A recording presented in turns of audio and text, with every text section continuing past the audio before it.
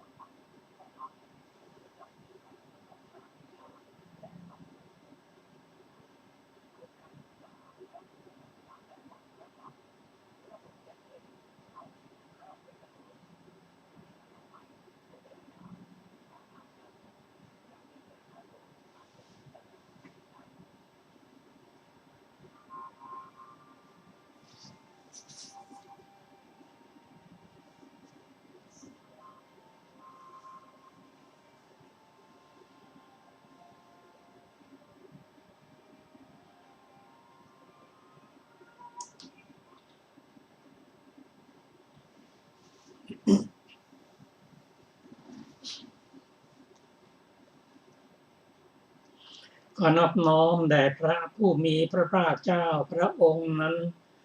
ซึ่งเป็นผู้ไกลจากกิเลสตรัสรู้ชอบได้โดยพระองค์เองสวัสดีครับท่านผู้ฟังที่เคารพครับท่านผู้ฟังกำลังรับฟังรายการศึกษาธรรมนำสุขนำเสนอแก่ท่านทุกวันศุกร์ตั้งแต่เวลา 14 นาฬิกาถึง 15 นาฬิกา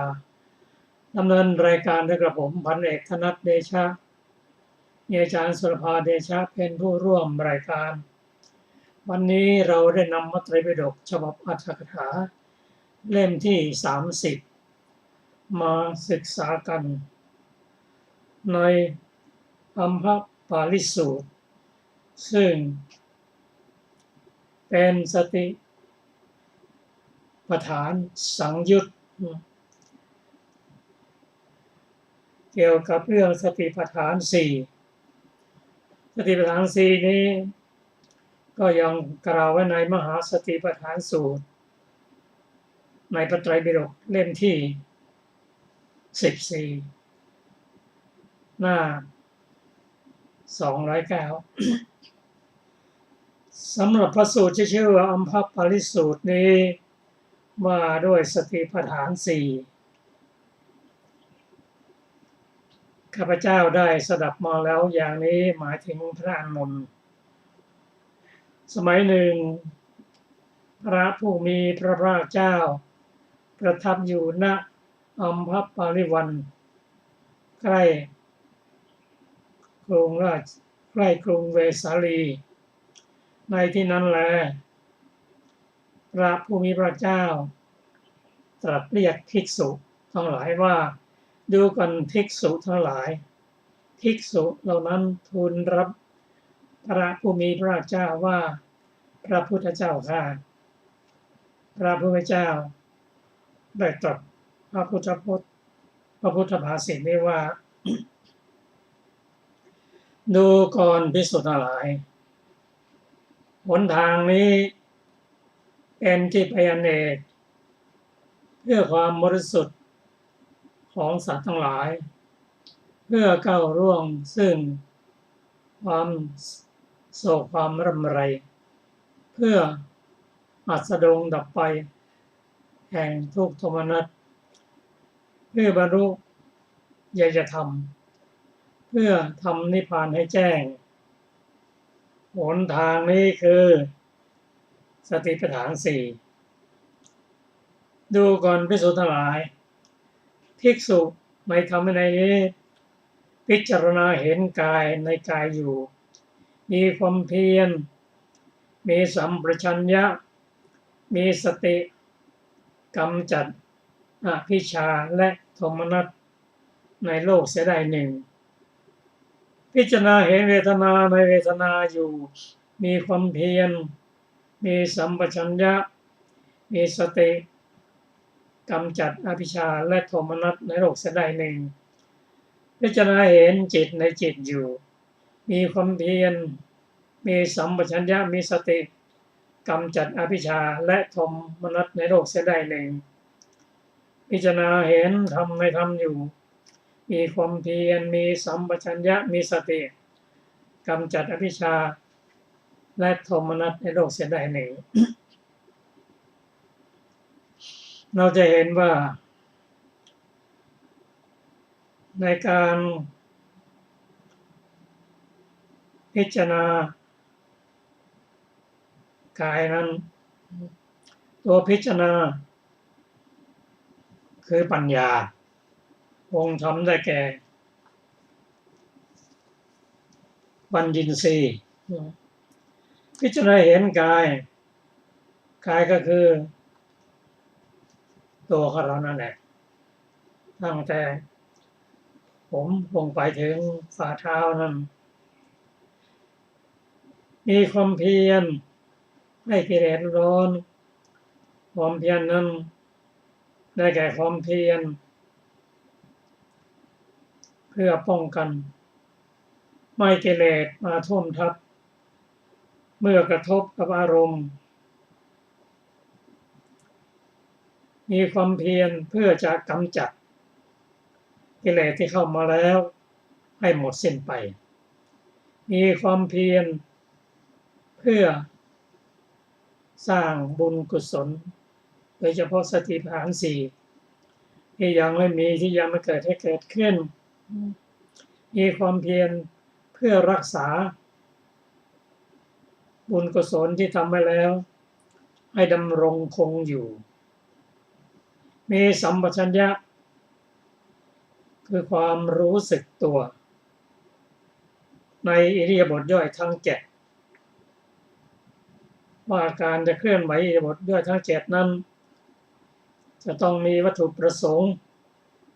เพื่อในการปฏิบัติธรรม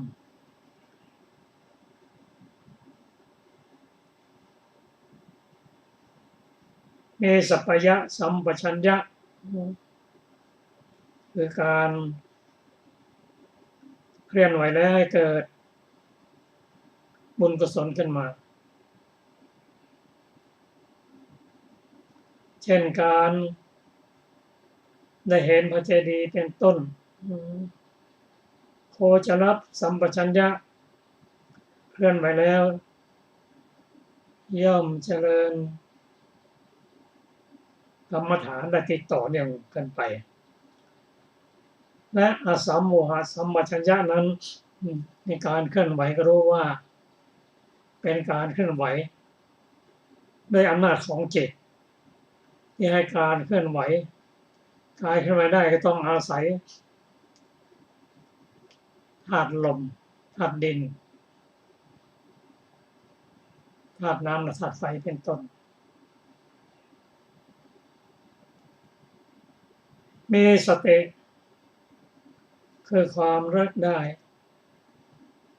ถ้าเลิกได้ว่าขณะนี้กำลัง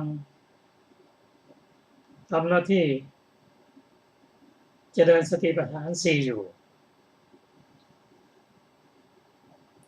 ตัวสตินี้จะเป็นตัว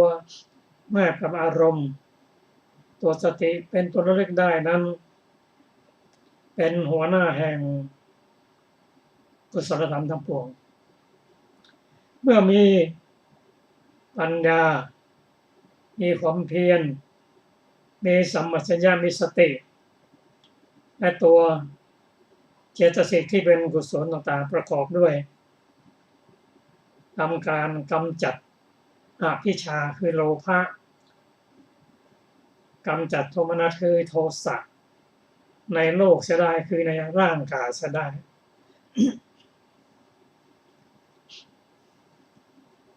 การพิจารณาเวทนาก็เช่นเดียวกันต้องอาศัยความเพียรคือสมปทานสัมปชัญญะมีสติและปัญญาพิจารณาเห็นเวทนาในธรรมในเวทนาอยู่เพื่อกำจัดโลภะและโทสะในโลกเสียได้พิจารณาเห็นจิตในจิตอยู่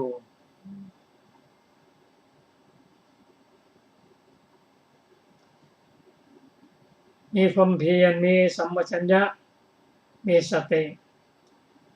กำจัดอภิชฌาและโทมนัสในโลกเสียได้พิจารณาเห็นธรรมในธรรมอยู่เพราะว่าในธรรมนี้ก็มีนิวรณ์5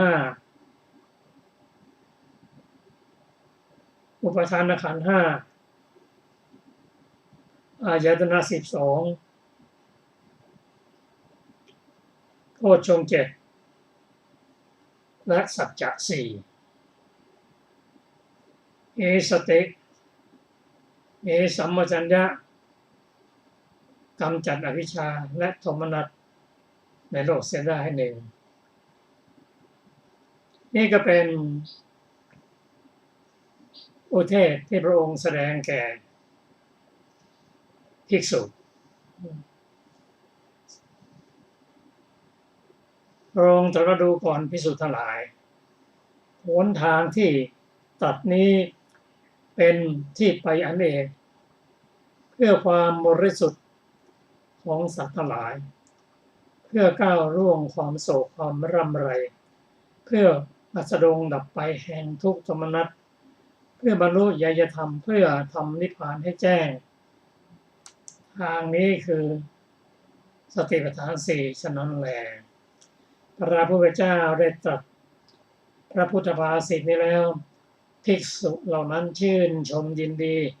พระภาษิตของพระพุทธเจ้าจบอัมภปาลิสูตรที่1ต่อไปนี้ท่านจะรับฟังอรรถกถาในประสูตรส่วนนี้ซึ่งเราจะรับความรู้เพิ่มเติมและทำความเข้าใจให้มากยิ่งขึ้นขอเชิญอาจารย์สรบาสวัสดีค่ะท่านผู้ฟังทุกท่านอรรถกถาของอัมพปาลิสูตรมีดังต่อไปนี้นะคะบทว่าอัมพปาลิวเนได้แก่ในสวนมะม่วงอันผู้หญิงเข้าไปอาศัยรูปเลี้ยงชีพชื่ออัมพปาลีปลูกไว้สวนมะม่วงนั้นจึงได้เป็น สวนของนางอัมพปาลีนางอัมพปาลีนั้นฟังพระธรรมเทศนาของพระศาสดามีจิตเลื่อมใสจึงสร้างวิหารไว้ณที่นั้นมอบถวายแด่พระตถาคต บทว่าอัมพปาลีวเนนี้ท่านกล่าวหมายถึงวิหารนั้นบทว่าเอกายันวายังตัดบทเป็นเอกายโนอะยังแปลว่านี้เป็นทางเดียวในบทเหล่านั้นบทว่าเอกายโนแปลว่าทางเดียวทางมีชื่อมากว่ามัคคะปันถะปะทะปัชชะอัญชสะวตุมะอายนะนาวาอุตรเสตุกุลละพิสิสังกมะดังนี้ในที่นี้ท่านกล่าวถึงทางนี้นั้นโดยชื่อ อายนะเพราะฉะนั้นในบทว่าเอกายันวายังภิกขเวมัคโคพึงเห็นความอย่างนี้ว่าดูก่อนภิกษุทั้งหลายทางนี้เป็นทางเดียวไม่เป็นทางสองแพร่งบทว่ามัคโคชื่อว่ามัคด้วยอัฏฐะอะไรด้วยอัฏฐะเป็นเครื่องแสวงหานิพพานและด้วยอัฏฐะอันเพื่อมีความต้องการนิพพานแสวงหาพึงแสวงหาบทว่าสัตตานังวิสุทธิยาได้แก่เพื่อความบริสุทธิ์แห่งสัตว์ทั้งหลายผู้มีจิตเศร้าหมองแล้วด้วยมนทินมีราคะเป็นต้นและด้วยอุปกิเลสมีอภิชฌาวิสมาโลภะเป็นต้นบทว่าโสกะปริเทวานังสมติกะมายะความว่าเพื่อก้าวล่วงคือเพื่อละความโศกและความพร่ำเพ้อบทว่าทุกขโทมนัสสานังอัฏฐังขมายะความว่าเพื่อความสิ้นไปคือเพื่อความดับทุกข์แห่งทุกข์และโทมนัสทั้งสองเหล่านี้คือทุกข์อันเป็นไปทางกายและโทมนัสอันเป็นไปทางจิตบทว่ายายัสสะอธิคมายะความว่าอริยมรรคมีองค์8ท่านเรียกว่ายายะท่านอธิบายว่าเพื่อบรรลุคือเพื่อถึงอริยมรรคนั้นจริงอยู่มรรคคือสติปัฏฐานอันเป็นโลกิยะเป็นส่วนเบื้องต้นนี้อันบุคคลเจริญแล้วย่อมเป็นไปเพื่อบรรลุถึงโลกุตระมรรคด้วยเหตุนั้นท่านจึงกล่าวว่ายายัสสะอธิคมายะดังนี้บทว่านิพพานัสสะสัจฉิกิริยายะท่านอธิบายว่าเพื่อทำให้แจ้งคือเพื่อให้ประจักษ์แก่ตนแห่งอมตะธรรมอันชื่อว่านิพพานเพราะเว้นจากเครื่องร้อยรัดคือตัณหาจริงอยู่มรรคนี้ยังสัจฉิกิริยาให้สำเร็จด้วยเหตุนั้นท่านจึงกล่าวว่านิพพานัสสะสัจฉิกิริยายะดังนี้ด้วยประการฉนี้พระผู้มีพระภาคเจ้าจึงตรัสคุณของเอกายมรรคด้วยบท7 บทหากถามว่าเพราะเหตุไรพระผู้มีพระภาคเจ้าจึงตรัสคุณของเอกายมรรคนั้นตอบว่าเพื่อให้ภิกษุทั้งหลายเกิดอุตสาหะจริงอยู่ภิกษุเหล่านั้นครั้นฟังการกล่าวถึงคุณแล้วเกิดความอุตสาหะว่าในยะว่ามรรคนี้ย่อมกำจัดอุปัฏฐวะ4คือความโศกอันเผาหัวใจ1ปริเทวะอันเป็นความพร่ำเพร้อ1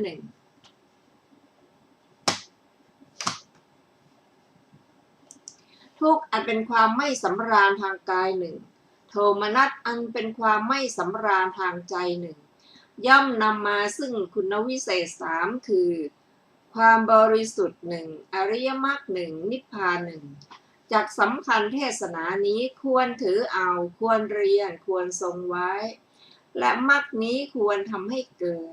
พระผู้มีพระภาคเจ้าได้ตรัสคุณเพื่อให้ภิกษุเหล่านั้นเกิดอุตสาหะดุจพ่อค้าภาคกำพลเป็นต้นกล่าวถึงคุณของภาคกำพลเป็นต้นฉะนั้นบทว่ายะทิทางเป็นนิบาตมีความเท่ากับเยอิเมบทว่าจตารโรได้แก่กำหนดจำนวน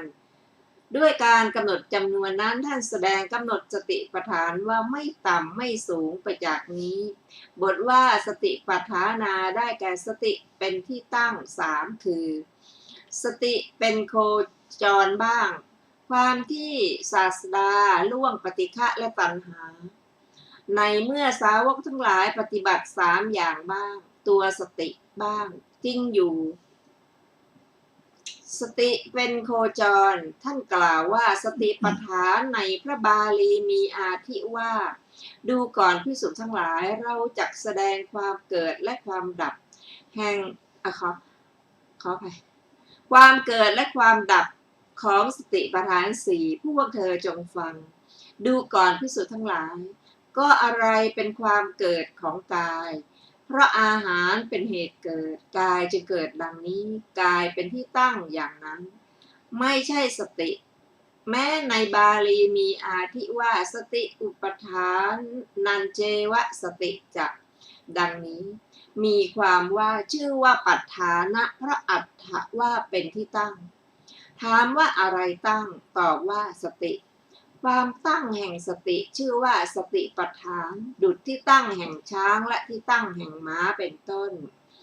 สติปัฏฐานสามท่านกล่าวว่าสติปัฏฐานเพราะความที่ศาสดาล่วงปฏิฆะและตัณหา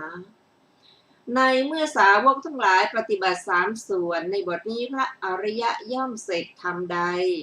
เมื่อเสพธรรมใดศาสดาย่อมควรเพื่อสั่งสอนคณะมีความว่าชื่อปัฏฐานะเพราะควรให้ตั้งไว้อธิบายว่าเพราะควรให้เป็นไปควรให้ตั้งไว้ด้วยอะไรด้วยสติการตั้งไว้ด้วยสติชื่อว่าสติปัฏฐานก็สตินั่นแลท่านกล่าวว่าสติปัฏฐานในบาลีอาทิว่าสติปัฏฐานสี่ที่บุคคลเจริญแล้วทำให้มากแล้วย่อมยังโพชฌงค์เจ็ดให้บริบูรณ์มีความว่าชื่อปัฏฐานเพราะอัฏฐะว่าตั้งไว้อธิบายว่าย่อมเข้าไปตั้งไว้คือยึดหน่วงเหนี่ยวไว้เป็นไปสตินั่นแลชื่อสติปัฏฐานอีกอย่างหนึ่งชื่อว่าสติพระอัฏฐะว่าเป็นเครื่องระลึกถึงชื่อปัฏฐานะพระอัฏฐะว่าเข้าไปตั้งไว้พระอัฏฐะว่าเป็นที่ตั้งเพราะเหตุนั้นจึงชื่อว่าสติปัฏฐานเพราะสติด้วยเป็นที่ตั้งด้วยท่านประสงค์สติปัฏฐานนี้ในที่นี้ผิอย่างนั้นเพราะเหตุไรท่านจึงทำให้เป็นพหูพจน์ว่าสติปัฏฐานาเพราะสติมีอยู่มากจริงอยู่สติมีมากด้วยความต่างแห่งอารมณ์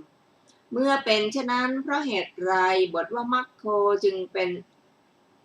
เอกพจน์เพราะมีอย่างเดียวโดยอัฏฐะว่ามัคจริงอยู่สติเหล่านั้นแม้มีสี่อย่าง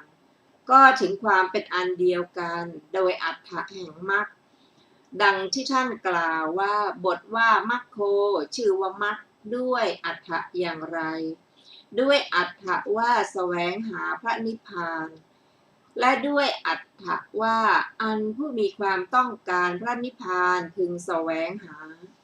แม้สติปัฏฐานสี่เหล่านี้ยังจิตให้สำเร็จในอารมณ์ทั้งหลายมีกายเป็นต้นในเวลาต่อมาย่อมบรรลุนิพพานผู้ต้องการนิพพานทั้งหลายย่อมแสวงหาจำเดิมแต่ต้นด้วยประการชนี้เพราะฉะนั้นสติปัฏฐานแม้สี่ท่านเรียกว่าทางเอกเทศนาพร้อมทั้งอนุสนธิย่อมมีโดยการสืบต่อถ้อยคำแห่งสติด้วยประการชนี้แลบทว่ากตเมจัตตาโรคือถามประสงค์จะให้ตอบบทว่ากายเยคือรูปกายบทว่ากายานุปัสสะความว่าภิกษุผู้ปกติพิจารณาเห็นกายหรือว่าพิจารณาเห็นกายอยู่ก็ภิกษุนี้ย่อมพิจารณาเห็นกายนี้โดยความเป็นของไม่เที่ยงด้วยสามารถแห่งอนุปัสสนาเจ็ดมีอนิจจานุปัสสนาเป็นต้นหาพิจารณาเห็นด้วยความเป็นของเที่ยงไม่ย่อมพิจารณาเห็นโดยความเป็นทุกข์หาพิจารณาโดยเห็นหาพิจารณาเห็นโดยความเป็นสุขไม่ย่อมพิจารณาเห็นโดยความมิใช่ตนหาพิจารณาเห็นโดยความเป็นตนไม่ย่อมเบื่อหน่ายย่อมยินดีหาไม่ได้ย่อมคลายกำหนัดย่อมกำหนัดหาไม่ได้ย่อมดับย่อมเกิดขึ้นหาไม่ได้ย่อมสละคืนย่อมยึดถือหาไม่ได้พึงทราบว่าภิกษุนั้นเมื่อพิจารณาเห็นกายนั้นโดยความเป็นของไม่เที่ยงย่อมละนิจจสัญญาเสียได้เมื่อพิจารณาเห็นความเป็นทุกข์ย่อมละสุขสัญญาเมื่อพิจารณาเห็นโดยความไม่ใช่ตนย่อมละอัตตสัญญา เมื่อเบื่อหน่ายย่อมละความยินดีเมื่อคลายกำหนัดย่อมละราคะเมื่อดับย่อมละเหตุเกิดทุกข์เมื่อสละคืนย่อมละความยึดมั่นเสียได้ดังนี้บทว่าวิหารติคือเคลื่อนไหวอยู่บทว่าอาตาปีชื่อว่าอาตาปะพระอัฏฐว่าย่อมเผากิเลสทั้งหลายในภพสามบทนี้เป็นชื่อของความเพียรชื่อว่าอาตาปีพระอัฏฐว่ามีความเพียรบทว่าสัมปชาโนความว่าภิกษุผู้ประกอบด้วยญาณกล่าวคือสัมปชัญญะบทว่าสติมาความว่าผู้ประกอบด้วยสติกำหนดที่กายก็เพราะภิกษุนี้กำหนดอารมณ์ด้วยสติแล้วจึงพิจารณาเห็นด้วยปัญญาแต่ธรรมดาว่าการพิจารณาเห็นยังไม่มีแก่ภิกษุผู้เว้นสติด้วยเหตุนั้นพระผู้มีพระภาคเจ้าจึงตรัสว่าดูก่อนภิกษุทั้งหลายก็แลเรากล่าวสติว่าจำปรารถนาในที่ทั้งปวงฉะนั้นกายานุปัสสนาสติปัฏฐานย่อมเป็นอันตรัสแล้วด้วยคำมีประมาณเท่านี้ในที่นี้กายเยกายานุปัสสีวิหารติเป็นอาทิอีกอย่างหนึ่งเพราะความสังเขปเกินไปย่อมทำอันตรายแก่ภิกษุผู้ไม่มีความเพียรคือผู้ไม่มีสัมปชัญญะย่อมลุ่มหลงในการกำหนดเอาสิ่งที่เป็นอุบายและในการหลีกเว้นสิ่งที่ไม่ใช่อุบายผู้ลืมสติย่อมไม่สามารถในการสละสิ่งที่ไม่ใช่อุบายและในการกำหนดเอาสิ่งที่เป็นอุบายได้ด้วยเหตุนั้นกรรมฐานนั้นจึงไม่ถึงพร้อมแก่ภิกษุนั้นเพราะฉะนั้นกรรมฐานนั้นย่อมถึงพร้อมด้วยอานุภาพแห่งธรรมเหล่าใดพึงทราบว่าข้อนี้ท่านกล่าวว่ามีความเพียรมีสัมปชัญญะมีสติดังนี้เพื่อแสดงธรรมเหล่านั้นพระผู้มีพระภาคเจ้าทรงแสดงกายานุปัสสนาสติปัฏฐานและองค์แห่งความเพียรแก่ภิกษุนั้นแล้วบัดนี้เพื่อทรงแสดงองค์แห่งการละจึงตรัสว่าวินัยโลเกอภิชฌาโทมนัสสังดังนี้บรรดาบทเหล่านั้นบทว่าวินัยยะความว่ากำจัดแล้วด้วยการกำจัดชั่วคราวหรือด้วยการกำจัดในการข่มไว้บทว่าโลเกคือในกายนั้นเท่านั้นก็กายท่านประสงค์เอาว่าโลกด้วยอรรถะว่าแตกสลายในที่นี้ก็เพราะภิกษุนั้นมิใช่ละอภิชฌาและโทมนัสได้ในเพราะพิจารณาเพียงกายอย่างเดียวแม้ในเวทนาเป็นต้นก็ละได้เหมือนกันฉะนั้นท่านจึงกล่าวไว้ในวิพังค์ว่าอุปาทานขันธ์ทั้งห้าก็เป็นโลกอันหนึ่งข้อนั้นท่านกล่าวโดยนัยยะขยายเนื้อความแห่งธรรมเหล่านั้นเพราะความที่กายนั้นเนื่องอยู่ในโลกก็ท่านกล่าวว่าในข้อนั้นโลกเป็นไฉนโลกนั้นคือกายนี้เป็นความหมายในข้อนี้ผู้ศึกษาพึงเห็นสัมพันธ์อย่างนี้ว่าละอภิชฌาและโทมนัสในโลกนั้นเสียได้ในบทว่าเวทนาสุขนี้มีเวทนาสามเวทนาเหล่านั้นเป็นโลกิยะทั้งนั้นแม้จิตก็เป็นโลกิยะธรรมทั้งหลายก็อย่างนั้นเหมือนบุคคลพึงพิจารณาเห็นเวทนาโดยประการใดภิกษุนี้เมื่อพิจารณาเห็นโดยประการนั้นพึงทราบว่าเวทนานุปัสสีในจิตและธรรมทั้งหลายก็มีนัยยะนี้ถามว่าเวทนาบุคคลพึงพิจารณาเห็นอย่างไรตอบว่าพึงพิจารณาเห็นสุขเวทนาโดยความเป็นทุกข์ก่อนทุกขเวทนาโดยความเป็นลูกศรอทุกขมะสุขโดยความไม่เที่ยงสมดังที่ท่านกล่าวไว้ว่าภิกษุใดเห็นสุขโดยความเป็นทุกข์ได้เห็นทุกข์โดยความเป็นของเสียดแทงความไม่มีทุกข์ไม่มีสุขมีอยู่ได้เห็นสิ่งนั้นโดยความไม่เที่ยงภิกษุนั้นแลชื่อว่าเห็นชอบเป็นผู้สงบจากเที่ยวไป ควรพิจารณาเห็นเวทนาเหล่านั้นทั้งหมดว่าเป็นทุกข์บ้างดังที่ท่านกล่าวว่าเราเห็นว่าสิ่งที่เสวยแล้วทั้งหมดนั้นอยู่ในทุกข์และควรพิจารณาเห็นโดยความเป็นสุขและทุกข์บ้างสมดังที่ท่านกล่าวว่าดูก่อนวิสาขะผู้มีอายุสุขเวทนาแลเป็นสุขเพราะความตั้งอยู่เป็นทุกข์เพราะความแปรปรวนทั้งหมดควรให้พิสดารและก็ละควรพิจารณาแม้ด้วยสามารถแห่งอนุปัสสนาเจ็ดมีอนิจจานุปัสสนาเป็นต้นควรพิจารณาตามซึ่งจิตแม้ในธรรมว่าด้วยจิตด้วยสามารถแห่งประเภทอันเป็นความต่างกันมีอารมณปัจจัยอธิปติปัจจัยสหชาตปัจจัยภูมิกรรมวิบากและกิริยาจิตเป็นต้นและประเภทแห่งจิตมีราคะเป็นต้นอันเป็นอนุปัสสนามีอนิจจานุปัสสนาเป็นต้นก่อนควรพิจารณาเห็นธรรมด้วยสามารถแห่งสามัญญลักษณะพร้อมด้วยลักษณะ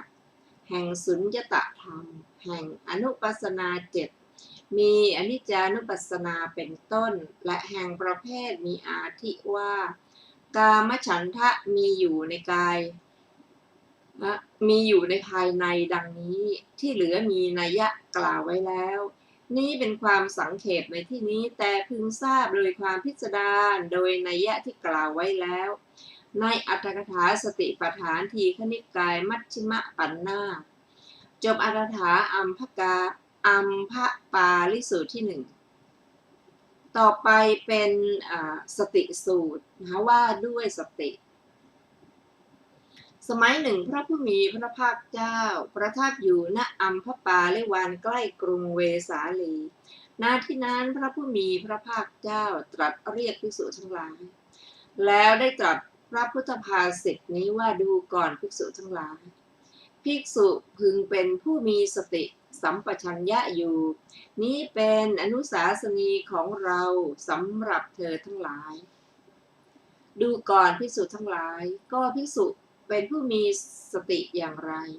ภิกษุในธรรมวินัยนี้พิจารณาเห็นกายในกายอยู่ มีความเพียรมีสัมปชัญญะมีสติกำจัดอภิชฌาและโทมนัสในโลกเสียได้พิจารณาเห็นเวทนา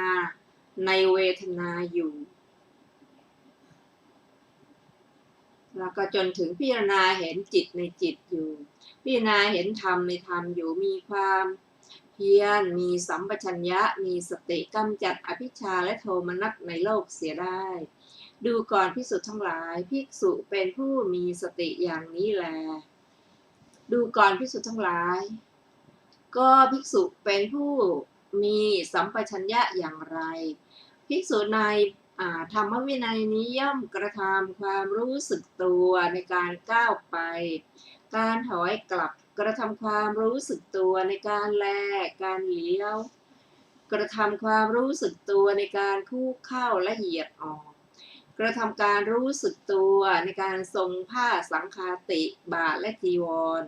กระทำการรู้สึกตัวในการกินการดื่มการลิ้มกระทำการรู้สึกตัวในการถ่ายอุจจาระปัสสาวะกระทำการรู้สึกตัวในการเดินยืนนั่งหลับตื่นพูดนิ่งดูก่อนภิกษุทั้งหลายภิกษุเป็นผู้มีสัมปชัญญะอย่างนี้แลภิกษุพึงเป็นผู้มีสติสัมปชัญญะอยู่นี้เป็นอนุสาสนีของเราสำหรับเธอทั้งหลายจบสติสูตรที่สองและมีอัตถกถาดังต่อไปนี้บทว่าสโตได้แก่ถึงพร้อมแล้วด้วยสติตามเห็นกายเป็นต้นบทว่าสัมปชานโนได้แก่ถึงพร้อมด้วยปัญญาคือสัมปชัญญะสี่ในบทว่าอภิกันเตปฏิกันเตนี้การเดินไปท่านกล่าวว่าก้าวไปข้างหน้าการกลับท่านกล่าวว่าถอยกลับแม้ทั้งสองอย่างนั้นย่อมได้ในอิริยาบถสี่ในการเดินไปเมื่อนำกายไปข้างหน้าก่อนชื่อว่าย่อมก้าวไปข้างหน้าเมื่อกลับชื่อว่าย่อมถอยกลับ แม้ในการยืนผู้ยืนน้อมกายไปข้างหน้าก็ชื่อว่าย่อมก้าวไปข้างหน้าเมื่อน้อมกายไปข้างหลังย่อมชื่อว่าถอยกลับแม้ในการนั่งผู้นั่งหันอวัยวะอันมีในเบื้องหน้าของอาสนะโน้มไปอยู่ชื่อว่าย่อมก้าวไปข้างหน้าการยึดอวัยวะอันมีในเบื้องหลังเอ็นไปในเบื้องหลังชื่อว่าย่อมถอยกลับแม้ในการนอนก็มีนัยยะนี้แลบทว่าสัมปชานการีโหติได้แก่กระทำกิจทั้งหมดด้วยความรู้ตัว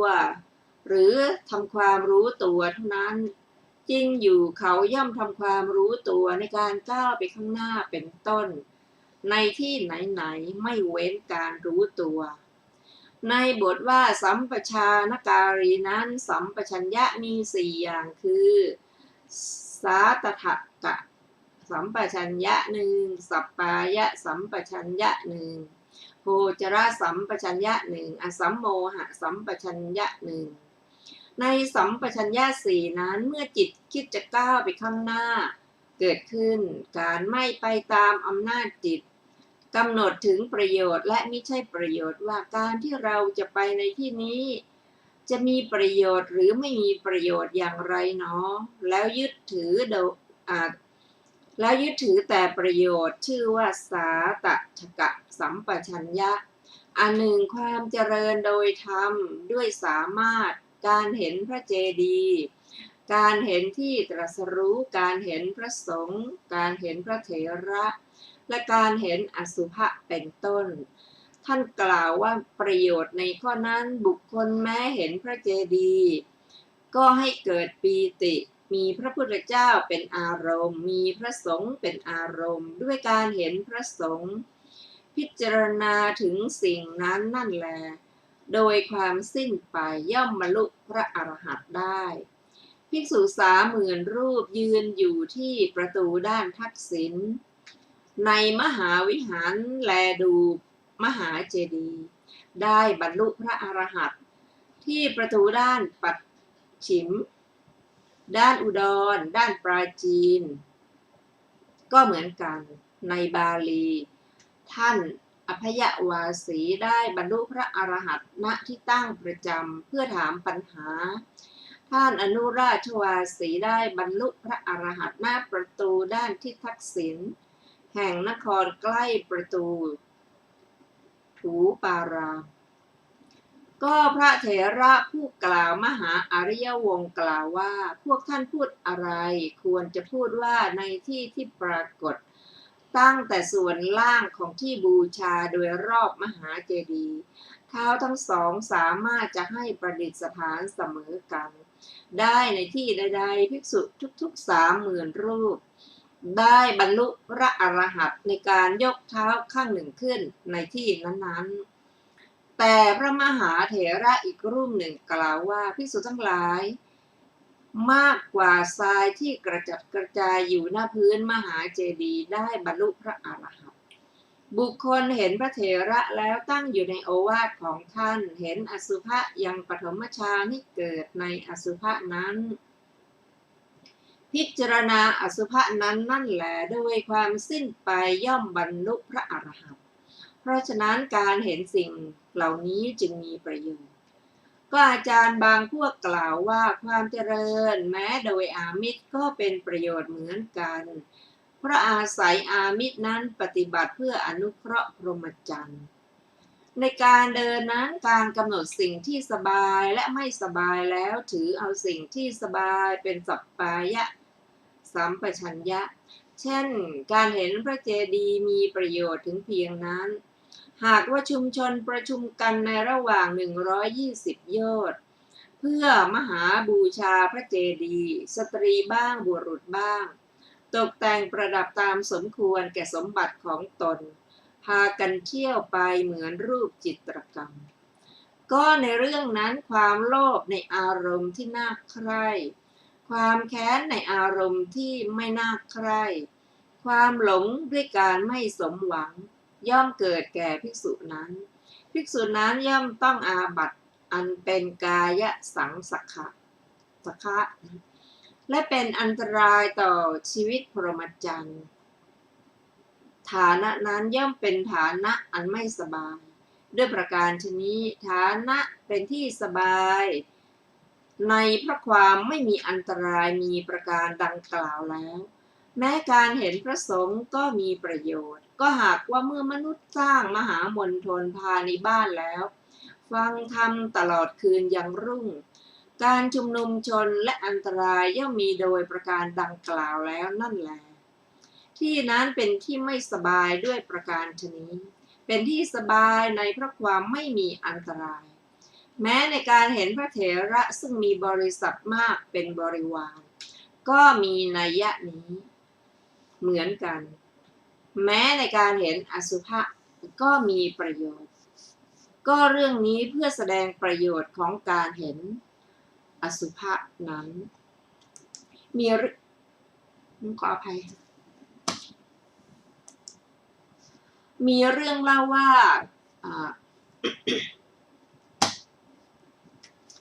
ภิกษุรูปหนึ่งพาสามเณรไปเพื่อต้องการไม้สีฟันสามเณรหลีกจากทางเดินไปข้างหน้าเห็นอสุภะจึงยังปฐมฌานให้เกิดกระทำปฐมฌานนั้นให้เป็นบาปพิจารณาสังขารกระทำให้แจ้งซึ่งผลสามได้ยืนกำหนดพระกรรมฐานเพื่อต้องการมรรคเบื้องบนภิกษุหนุ่มเมื่อไม่เห็นสามเณรนั้นจึงเรียกว่าสามเณรคิดว่าตั้งแต่วันที่เราบวชไม่เคยพูดกับภิกษุถึง2 คำเลยเราจักยังคุณวิเศษเบื้องบนให้เกิดในวันแม้อื่นจึงขานรับว่าอะไรขอรับท่านผู้เจริญภิกษุนั้นกล่าวว่าเธอจงกลับมาสามเณรจึงกลับด้วยคำพูดคำเดียวแล้วกล่าวว่าท่านขอรับท่านจงไปตามทางนี้ก่อนในขณะที่ผมยืนอยู่จงมองหันหน้าไปทางทิศตะวันออกสักครู่หนึ่งภิกษุกระทำอย่างนั้นได้บรรลุคุณวิเศษอันถึงแล้วด้วยอสุภะนั้นอสุภะหนึ่งเกิดเพื่อประโยชน์ของชนทั้งสองด้วยประการชนี้ก็อสุภะนี้แม้มีประโยชน์อย่างนี้อสุภะของมาตุคามไม่เป็นที่สบายของบุรุษอสุภะของบุรุษมีส่วนเป็นที่สบายของมาตุคามเพราะฉะนั้นการกำหนดสิ่งที่เป็นที่สบายอย่างนี้ชื่อว่าสัปปายะสัมปชัญญะ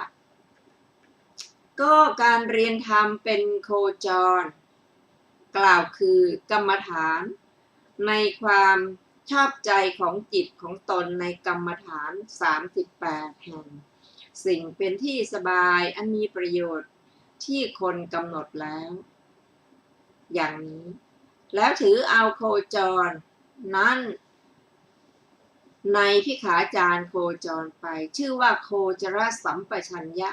เพื่อให้เรื่องนั้นแจ่มแจ้งพึงทราบภิกษุ4ประเภทนี้ภิกษุบางพวกในธรรมวินัยนี้นำไปไม่นำกลับบางพวกนำกลับไม่นำไปแต่บางพวกทั้งไม่นำไปทั้งไม่นำกลับบางพวกทั้งนำไปทั้งนำกลับ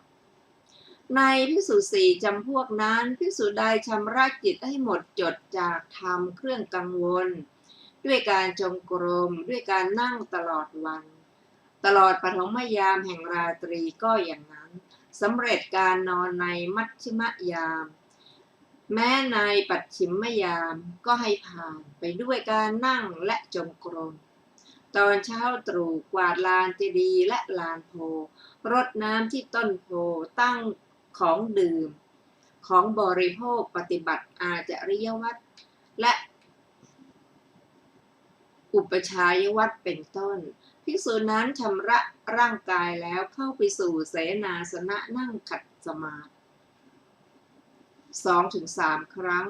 ให้ถือเอาซึ่งไออุ่นประกอบกรรมฐานลุกขึ้นในเวลาภิกขาจารถือบาตรและจีวรโดยหัวข้อแห่งกรรมฐานออกจากเสนาสนะมนสิการกรรมฐานไปลานเจดีย์หากพุทธานุสติกรรมฐานมีไม่สละกรรมฐานนั้น เข้าไปสู่ลานเจดีย์หากกรรมฐานอื่นมีเว้นกรรมฐานนั้นดุจยืนอยู่ที่เชิงบันไดวางพันธะที่ถือไว้ยึดปีติมีพระพุทธเจ้าเป็นอารมณ์ขึ้นสู่ลานเจดีย์หากเจดีย์ใหญ่พึงกระทำประทักษิณ3 ครั้งและพึงไหว้ในที่4 แห่งหากเจดีย์เล็กพึงกระทำประทักษิณอย่างนั้นแล้วไหว้ในที่8 แห่งครั้นไหว้เจดีย์แล้วแม้ไปถึงลานโพควรแสดงความเคารพไหว้โพดุจอยู่ต่อพระพุทธเจ้าผู้มีพระภาคเจ้าภิกษุนั้นครั้นไหว้เจดีย์และโพอย่างนั้นแล้ว ยึดกรรมฐานที่เก็บดุจคนไปยังที่ที่เก็บของไว้ถือเอาพันธะที่วางไว้ห่มจีวรโดยหัวข้อแห่งกรรมฐานในที่ใกล้บ้านเข้าไปบิณฑบาตยังบ้านครั้งนั้นพวกมนุษย์เห็นภิกษุนั้นจึงพากันต้อนรับว่าพระคุณเจ้าของพวกเรามาแล้วจึงรับบาตรนิมนต์ให้นั่งบนอาสนะศาลาหรือหอฉันหรือบนเรือนถวายข้าวยาคูล้างเท้าทาเท้านั่งข้างหน้าจะถามปัญหาหรือประสงค์จะฟังธรรมตลอดเวลาที่ภัตตะยังไม่เสร็จพระอัฏฐกาจารย์ทั้งหลายกล่าวว่าแม้หากว่าพวกมนุษย์ไม่ถามภิกษุก็ควรแสดงธรรมเพื่อสงเคราะห์ชนจิ้นอยู่ธรรมกถาชื่อว่าจะพ้นจากกรรมฐานย่อมไม่มีเพราะฉะนั้นภิกษุนั้นกล่าวธรรมโดยหัวข้อแห่งกรรมฐานฉันอาหารโดยหัวข้อแห่งกรรมฐานกระทำอนุโมทนาแม้พวกมนุษย์พากันกลับก็ตามไปส่งครั้นออกจากบ้านแล้วให้พวกมนุษย์กลับในที่นั้นเดินไปสู่ทางครั้งนั้นสามเณรและภิกษุหนุ่มฉันเสร็จแล้วภายนอกบ้านออกไปก่อนเห็นภิกษุนั้นจึงพากันต้อนรับบาตรและจีวรของท่านในว่าพวกภิกษุเก่าๆมองดูหน้าด้วยคิดว่าภิกษุนี้ไม่ใช่อุปัชฌาย์อาจารย์ของเราแล้วกระทำการปรนนิบัติกระทำโดยกำหนดประจวบเข้าเท่านั้นพวกภิกษุถามภิกษุนั้นว่าท่านขอรับ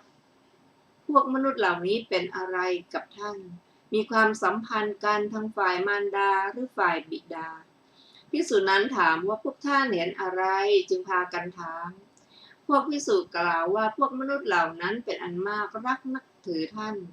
ภิกษุกล่าวว่าท่านผู้มีอายุทั้งหลายพวกมนุษย์เหล่านี้กระทำกรรมที่แม้มารดาบิดาก็กระทำได้ยากแก่เราแม้บาตรและจีวรของเราก็เป็นของพวกเขาเราไม่รู้ภัยในภัยไม่รู้ความหิวในความหิวด้วยอำนาจของพวกเขาพวกมนุษย์เช่นนี้ไม่ได้มีอุปการะแก่เราเลยภิกษุนั้นเมื่อกล่าวถึงคุณของพวกมนุษย์เหล่านั้นจึงไปนี้ท่านกล่าวว่านำไปไม่นำกลับเมื่อภิกษุใดกระทำประการดังที่กล่าวแล้วในก่อน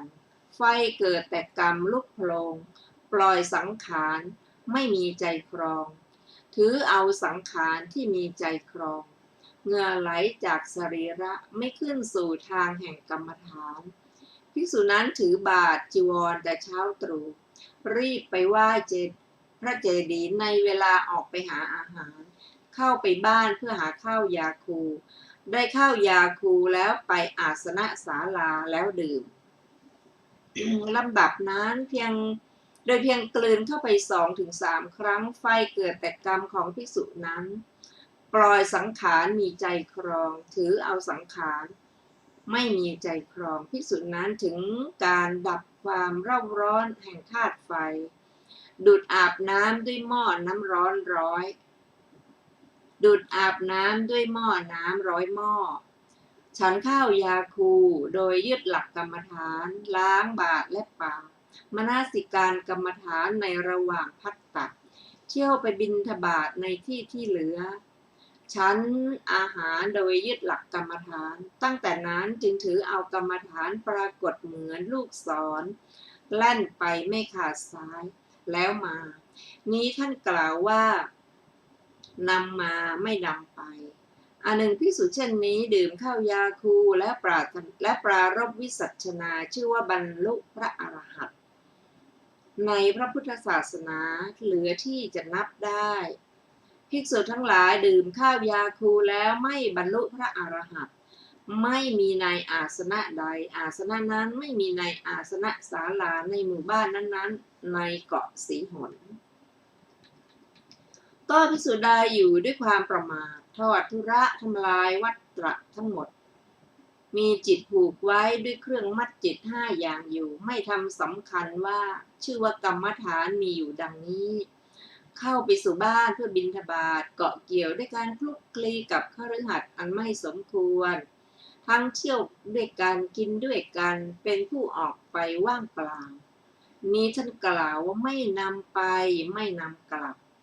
ก็ภิกษุใดท่านกล่าวว่าผู้นี้ทั้งนำออกทั้งนำกลับนั้นพึงทราบด้วยอำนาจวัตตะอันเป็นไปแล้วด้วยการไปและการกลับจริงอยู่กุลบุตรผู้ใคร่ประโยชน์บวชในศาสนาอยู่ร่วมกัน10 รูปบ้าง20 รูปบ้าง30 รูปบ้าง40 รูปบ้าง50 รูปบ้าง100 รูปบ้างกระทำข้อตกลงกันอยู่ว่าท่านผู้มีอายุทั้งหลายพวกท่านบวชเพราะเป็นหนี้ก็หาไม่ได้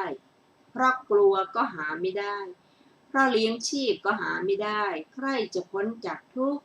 จึงบวชในธรรมวินัยนี้เพราะฉะนั้นในการเดินไปจงข่มกิเลสที่เกิดขึ้น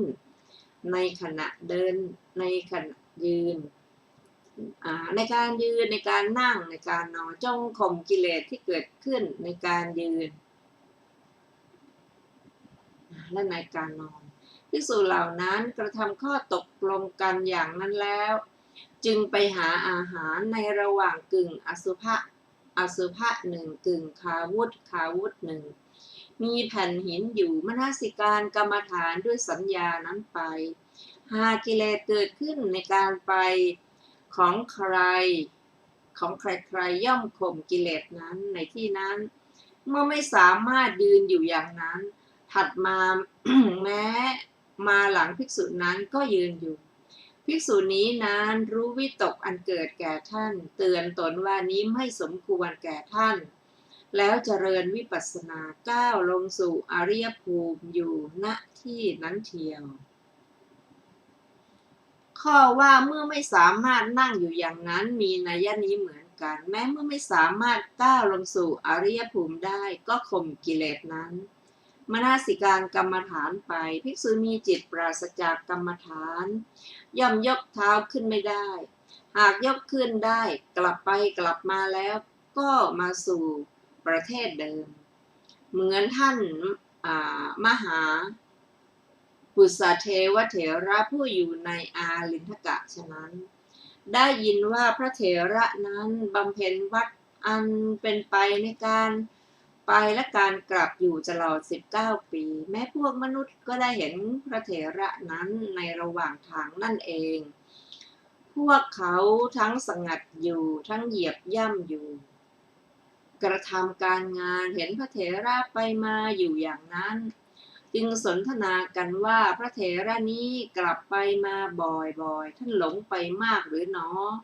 หรือว่าลืมอะไรไว้พระเถระไม่สนใจเรื่องนั้นกระทำสมณธรรมด้วยจิตประกอบด้วยกรรมฐานบรรลุพระอรหันต์ในภายใน20 ปีก็ในวันที่ท่านบรรลุพระอรหันต์เหล่าเทพซึ่งสิงอยู่ท้ายจงกรมของท่านได้ยังประทีปให้รุ่งเรืองด้วยองคุลียืนอยู่ท้าวมหาราชแม้ทั้ง4ท้าวสักกะจอมเทพและท้าวสหัมบดีพรหมก็พากันไปอุปถากท่านมหาติสเถระผู้อยู่ในป่าเห็นแสงสว่างนั้นจึงถามพระเถระในวันที่2ว่าในตอนกลางคืนได้มีแสงสว่างในสำนักของท่านแสงสว่างนั้นเป็นอะไรพระเถระเมื่อจะทำให้สับสน จึงกล่าวคำมีอาทิอย่างนี้ว่าธรรมดาแสงสว่างมีแสงสว่างแห่งประทีปบ้างแสงสว่างแห่งแก้วมณีบ้างดังนี้ แต่นั้นพระมหาติสสเถระถูกพระเถระกำชับว่าขอท่านจงปกปิดไว้รับแล้วบอกว่าขอรับ เหมือนพระมหานาคเถระผู้อยู่ในกาลวันลีมณฑมีเรื่องเล่าว่าแม้พระเถระนั้นก็บำเพ็ญวัดอันเป็นไปในการไปและการกลับได้อธิษฐานการจงกรมด้วยการยืนตลอด7 ปีว่าเราจะบูชาความเพียรใหญ่ครั้งแรกแด่พระผู้มีพระภาคเจ้าพระเถระบำเพ็ญวัดอันเป็นไปในการไปและการกลับตลอด16 ปีต่อไปได้บรรลุอรหัตแล้วพระเถระมีจิตประกอบด้วยกรรมฐานยกเท้าขึ้นเมื่อจิตปราศจากกรรมฐานไม่ยกขึ้นจะกลับไปอีกได้ไปใกล้บ้านยืนอยู่ในประเทศที่น่าสงสัยว่าเป็นแม่โคหรือบรรพชิตหนอดังนี้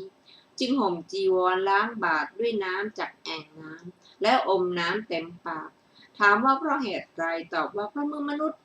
มาเพื่อให้ภิกษาแก่เราหรือเพื่อว่าเราความฟุ้งซ่านของกรรมฐานอย่ามีด้วยเหตุคำพูดว่าขอท่านทั้งหลายจงมีอายุยืนดังนี้พระเถระเมื่อถูกถามถึงวันว่า